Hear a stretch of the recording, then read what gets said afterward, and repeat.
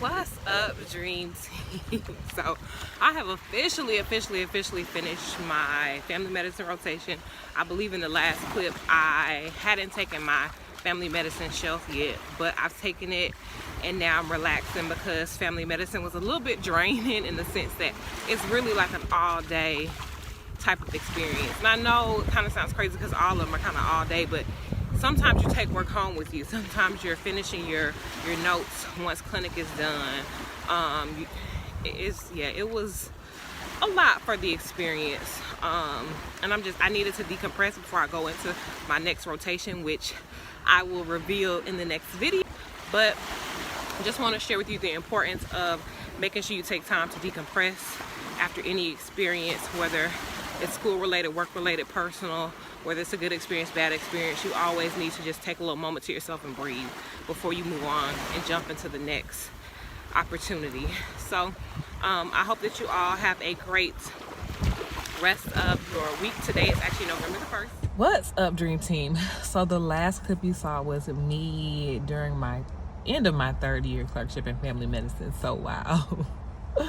Looking back at that, it's definitely full circle because now I am into my 2nd week as a PGY2 2nd year resident in a family medicine residency program.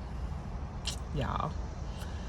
So I didn't really recap my intern year yet, so I'm gonna use this time to kind of quickly recap it for you because I've already given you guys a video of majority of most of my rotations, but just to kind of start from the beginning because again, I did leave out some of the rotations. My program, we do rotations every 4 weeks, so we do 13-month block. I needed to find my schedule because I really couldn't remember. So again, first 2 months of non-clinical or non-hospital based medicine, I did family medicine clinic, and then I did practice management. Family medicine clinic, I really didn't spend that much time with patients, really shadowing the other residents so I can figure out what was going on. Then my first hospital based rotation or block was internal medicine or inpatient wards at the hospital. Then I had peds emergency room. Then I had peds inpatient. Those were crazy going back to back because the hours and the workload. So that was kind of a very hard 8-week period for me. Then I did surgery. After surgery, I did ICU. ICU was oh my God, so draining. You get a day off during the week, but it was so draining. And we didn't go to our didactic. So my first few months, I was kind of very alone because I wasn't seeing my cohorts and my co-residents that often. So then after ICU, I did OB outpatients. Then I did emergency department. I forgot about that one. I did emergency department right after OB.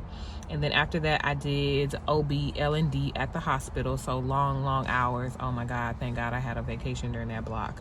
And then after OB, I had a month of family medicine clinic. So that was more ramped up clinic time. So I definitely got to experience a higher volume of patients during that. Then after my clinic month, I did nursery, and then lastly, I did neurology. So I didn't really break down neurology. I think I might have talked about it a little bit in a previous video, but pretty much neurology was just half the day outpatient, half the day inpatient. We saw people who either had a variety of different conditions, so from seizures to gait disorders to Parkinson's disease to sleep disorders, and these were all veterans because I did it at the VA. And then that was in the outpatient setting. Inpatient setting, we got called based on stroke alerts. If patients were in and they had again some of those same type of symptoms that we would see on the outpatient side if they were presenting with them during their inpatient course, then we would be consulted for that. So that's kind of really the gist of neurology. So that was my 13 months in a real quick swoop. What I will say about residency, or in particular my experiences, again, whenever you watch my video, this is not based on how anyone else is experiencing residency, not how any other family medicine person is experiencing residency, not how any other mother in any other type of specialty is experiencing medicine. This is all about my experience. So I try to not generalize. These are things that are based on me, my personality, my lifestyle, my background, being that I'm an older resident, being that I worked before, so I've experienced, a job field. So again, I just wanted to give that disclaimer. But for me, residency is crazy.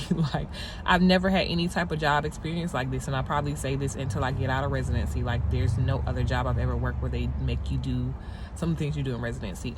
Generally, the hours are 80 to 60 whatever hours. Luckily for me, my hours didn't average out to that much because just for some reason they didn't average out that much. I think my hours may have averaged out to between 40 and 50 hours over the 13 period block or whatnot. And that could be due to the fact that I took about 10 days off throughout the year, whether it be sick days for myself or for my kid or for medical appointments or whatever.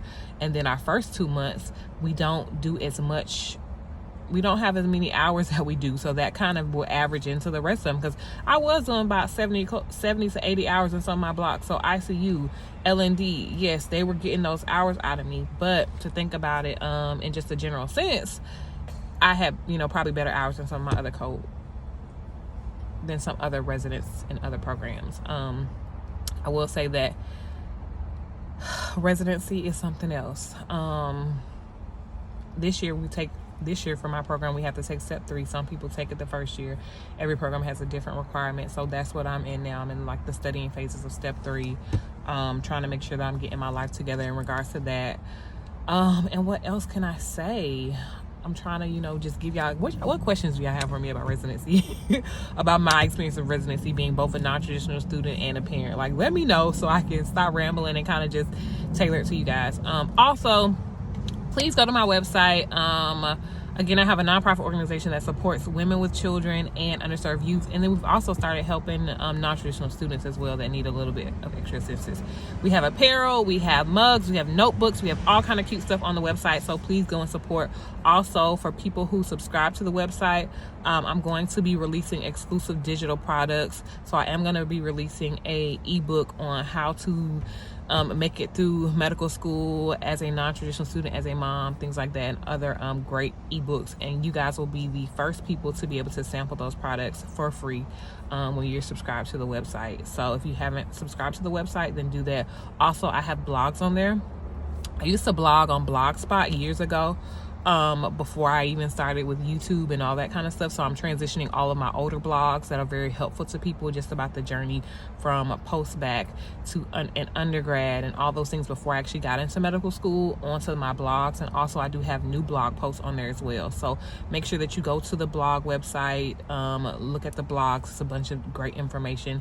Visit the blog, like the blog, share the blog, all that great stuff. I'll link all of the information in the description box of this video. And make sure you give this video a thumbs up. Click that like button. So if you're not subscribed, join the Dream Team. What are you waiting for? And remember, also in the comment section, leave any questions you have about residency so that I can address them in the next video. I'm actually about to go to a chronic disease symposium because I'm trying to, always keep up my knowledge base and learn as much as I can so that I can be a great physician to patients. So I'm about to get out my car and go to that. And I will see you guys in the next video. Thank you, Dream Team, again. I am Shan. This is Dream with Shan, and I look forward to sharing with you my journey.